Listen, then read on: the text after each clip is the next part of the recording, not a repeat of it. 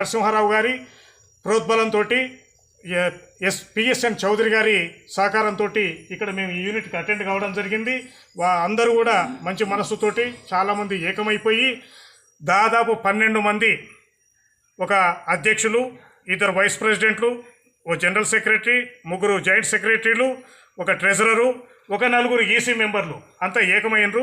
వాళ్ళకి మేము రేపు మన బైలాస్ కానీ, పాన్ కార్డ్ కానీ, తర్వాత లెటరేట్ విషయం కానీ అన్నీ చేసి ఎల్లుండి పేపర్లో రావడానికి కూడా మేమంతా కూడా రేపు చేస్తాం. ఎల్లుండి పేపర్లలో చూడొచ్చు.